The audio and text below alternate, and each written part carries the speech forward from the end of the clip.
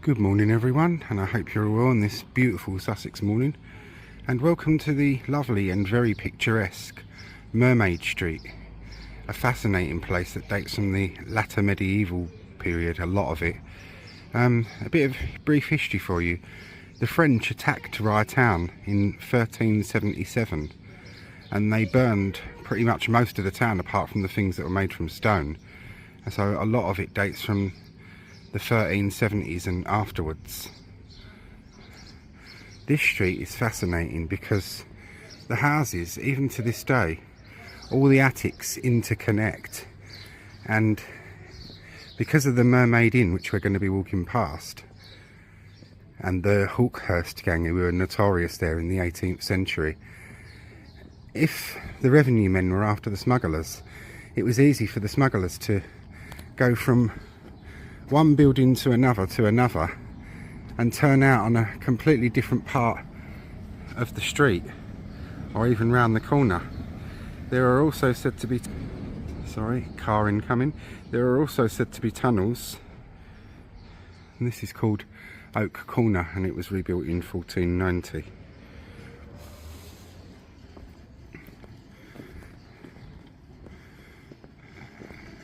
I'll be taking you past some very picturesque places.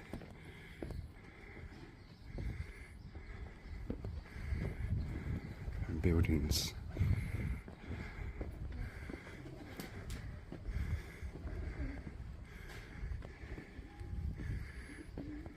So we're latter medieval period, and a lot of it, like these buildings here, from the 18th century. But it's a very picturesque, must go to location nowadays. But back in the 18th century, this was basically a no-go area, particularly at night. Conrad Aiken, 1889 to 1973, poet, lived here.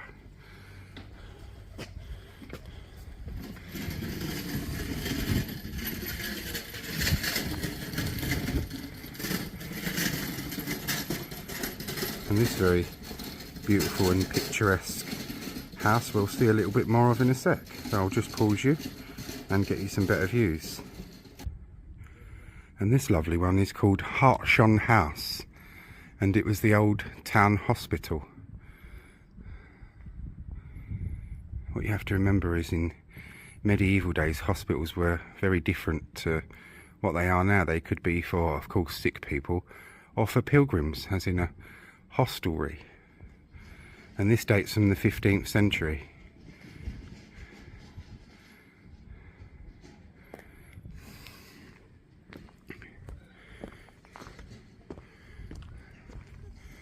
Link House.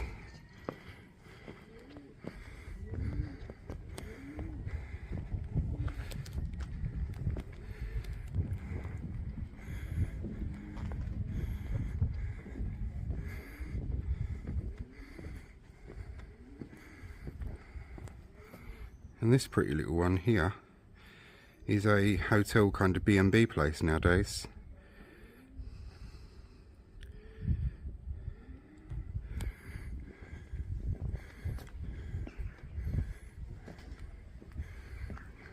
Also 15th century, called Robin Hill.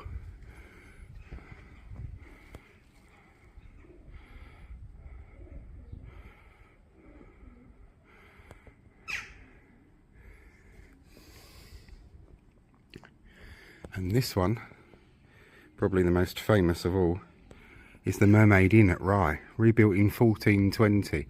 It's fascinating for several reasons. A, because it's incredibly haunted.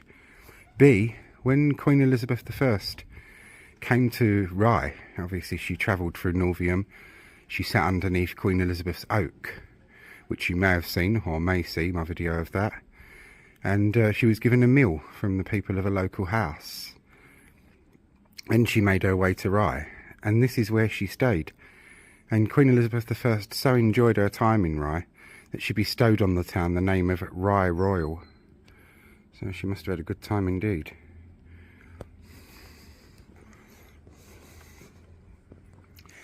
And the other reason it's very interesting is because it was the home slash haunt of the notorious Hawkhurst gang,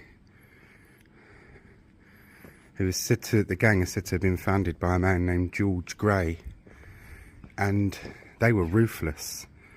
They were smugglers and criminals and vagabonds of all kinds, and if you got on the wrong side with them, for the purposes of YouTube and TikTok, I will say that you would be unalived, which is a saying I hate, really, because it's the dulling down of the English language, but we all know what that means.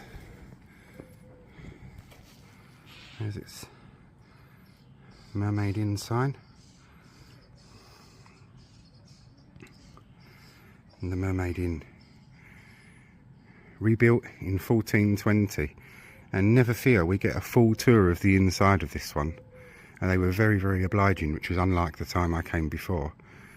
They were far from obliging, but I think it's run or whatnot by new people now. So yeah, and even gave me a big little pamphlet thing full of historical information, so you'll see that as part of the tour.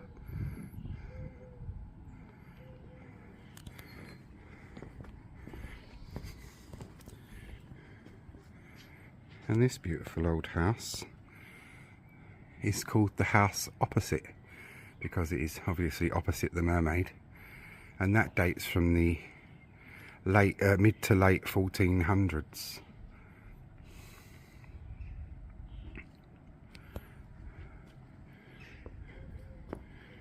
Looking back down from whence we've came, it's a very steep street, this one. If you are disabled or even remotely unsteady on your feet, be careful. I've seen a few people fall over this one, and once, must have been about 7-8 years ago, I saw some poor woman get tipped out of her mobility scooter, tipped backwards, which some of you with a dark sense of humour may find funny, but she got really badly hurt, so even I, who do have a dark sense of humour, didn't find that funny. And we'll be walking out of Mermaid Street in a sec, onto West Street, past the church, and towards Rye Castle, which is known as Ypres Tower. And we'll be walking past another poet's house.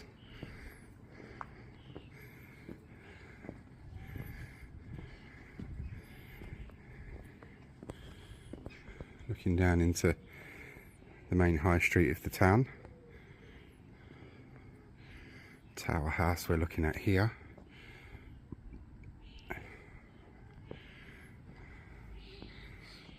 Mermaid Street.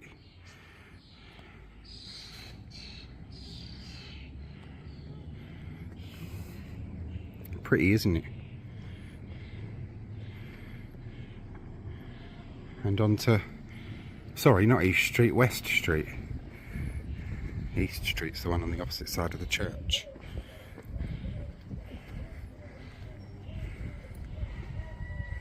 And this is the poet's house. You see these other interesting stones on there. TL 1789 90. Quite a few of the old houses have these on them.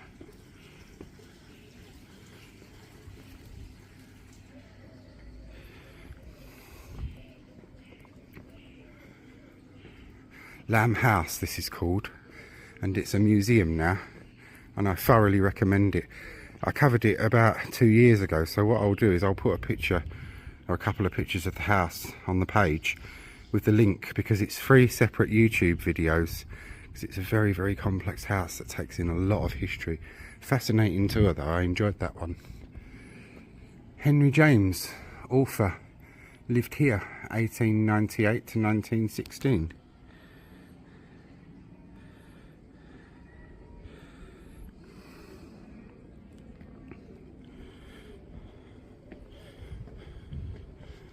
Remember I said to you about a lot of the properties having these. TPL 1794, TL 1794.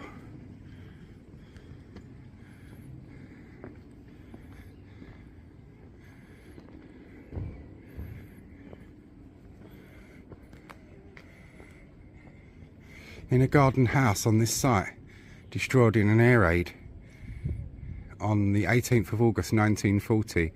Henry James wrote many of his novels.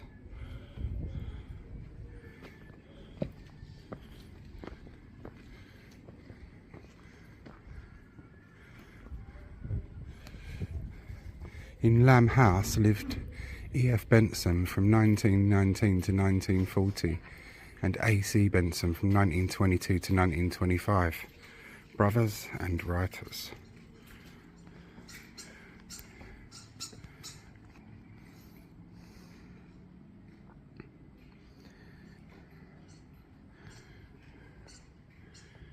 Temple House, the ones with the, I think they're boundary stones or possibly property owner stones, I'm not too sure. The ones with the initials and the dates on.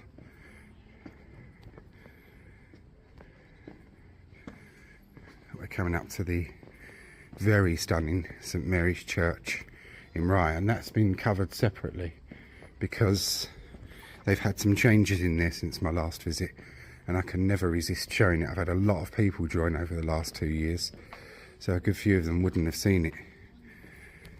So watch out for that video and you will see a full tour of St Mary's Church, the bell tower climb, one of the oldest surviving still working clock movements in the country, built by a French Huguenot.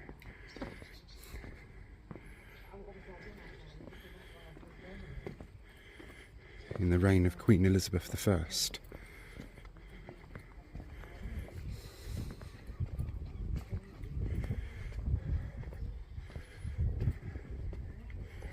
This is another one of the old medieval hostelries. See, on the pilgrims route, the pilgrims and travellers in general really would stop off at these old, and they were called hospitals. They were like what we would think of as hostels or hotels nowadays, and varying on how rich you were was how good you had it here. And it's known as St Anthony, and it's one of the older surviving properties in Rye. When the French came and they burned the town, they also burned the church and stole its bells in 1377, but never fear, the year afterwards the angry people of Rye and Winchelsea went over to France and burned several of their towns and stole the bells back. Those bells were then recast in, I think it was 1760, it was definitely in the mid-18th century. So although they're not the original bells, they are cast from the same metal.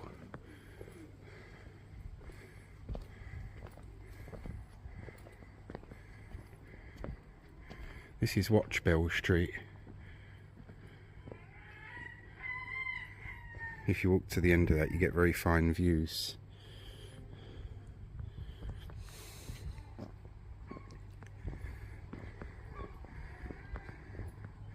I like to leave some things undone or uncovered because I do come back to Rye every year or two and I enjoy sharing it with you, so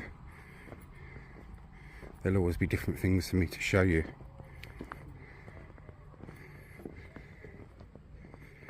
I ventured a bit further out this time. I went Peasmarsh, Norvium. Peasmarsh Church, which dates from 1070, is a stunning little church and very original too. One of the ones that the Victorians haven't botched around too badly. Norvium, St Mary's Church at Norvium, absolutely loved that because my ancestors came from there. I had an ancestor in Tudor times who was Sir Nicholas Tufton, and he was the sheriff of Norvium and commissioner of sewers for Norvium and Rye, and he would have travelled between Norvium and Rye regularly, and upon doing so one day he got very drunk in the town of Rye, and on the way back to Norvium he fell off of his horse and broke his neck. That was in 1538. He's buried in St Mary's Church at Norvium. The organ now covers his last resting place, but thankfully someone in the early 20th century had the good foresight to take brass rubbings of the monuments. So I'd never seen the brass rubbing. I'd seen the plaque with his name on it, but I'd never seen the brass rubbing before.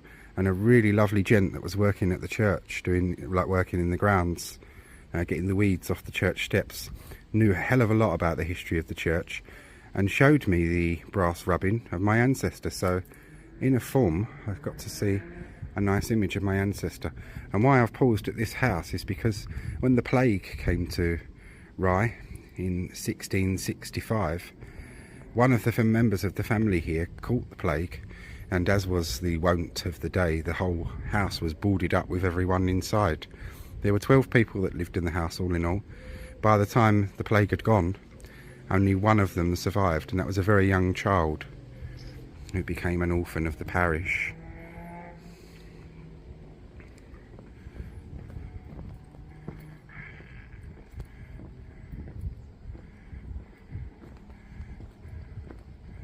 A lot of work going on some of the old buildings at the moment. When I first arrived here, the Mermaid had all scaffolding up, and I did already film our tour that you're seeing now, but since the scaffolding was taken down from the Mermaid, I decided to redo it again.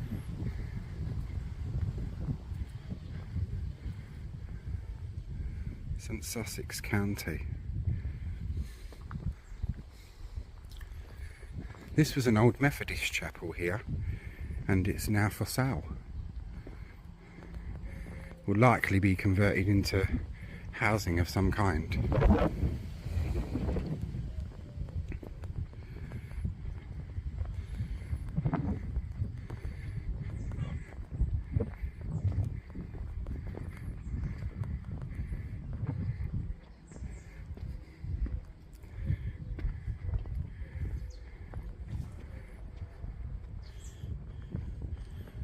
You may rejoin me at this spot a little bit later.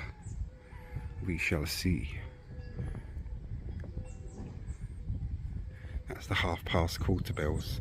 The quarter boys that were added to the church clock in the mid 1700s still function, and they're two cherub-like angelic boys dressed in loincloths that ring out the quarters. And the great hour bell is, of course, rings out the hours. Our bell tower tour, when we do that, we're inside the bell tower when that rings the hour bell, and it is something that you not only hear but feel as well. And this is Rye Castle, or Ypres Tower. Rye Castle Museum, Ypres Tower, a medieval castle built in the 13th century for Rye's defence. It was later a private house, and the town court and jowl. It is now a museum.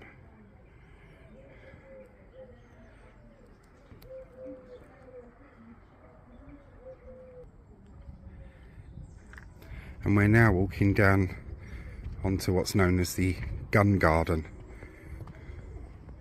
and you shall see why. If you walk down that way, there's a 17th century inn known as the Ypres Castle Inn. I think I'll leave that one for covering for my next visit to Rye, because I'm home tomorrow, you see, and I don't want to cover, as I said, everything at once.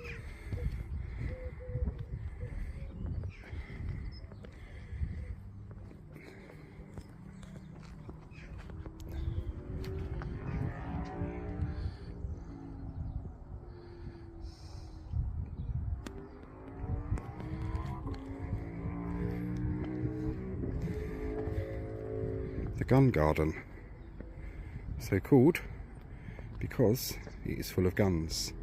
And these cannonballs here, back in the old days, cannonballs were stored on a thing known as a brass monkey, and when it got very, very cold, the brass would shrink. It would expand in the heat as well, but that didn't affect it, the heat.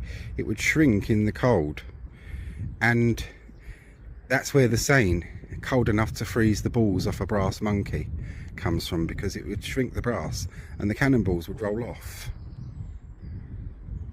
And that's where that little saying comes from.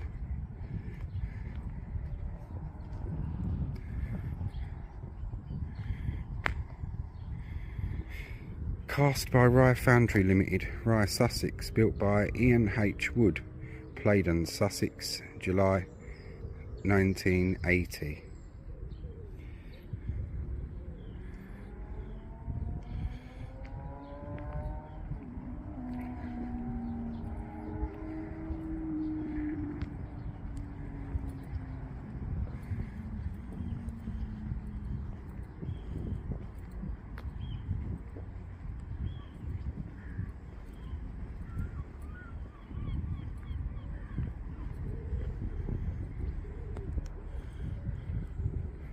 That's Rye Castle. I'll give you a quick glimpse of the Ypres Castle Inn,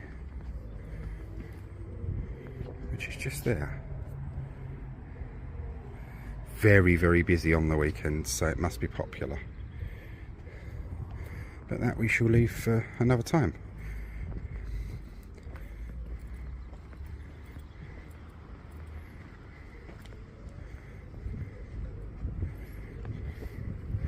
And I bring you up here for these views.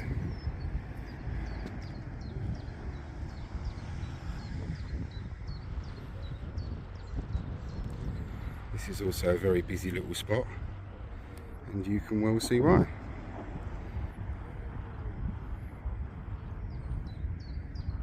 The river, which will lead you all the way out to the sea, and the beautiful landscape beyond it. Hope you've all enjoyed this part of the tour.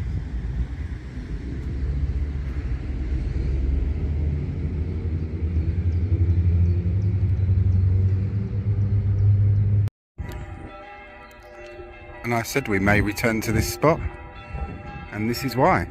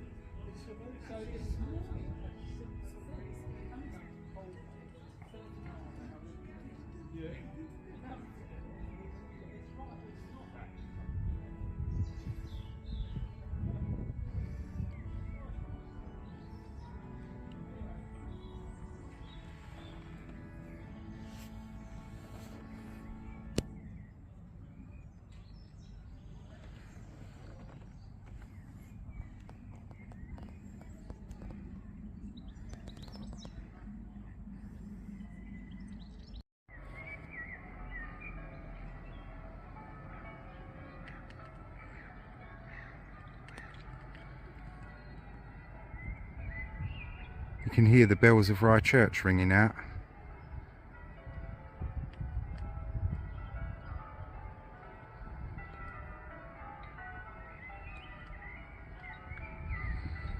They may not be the original bells that were stolen by the French, but they were recast from that metal.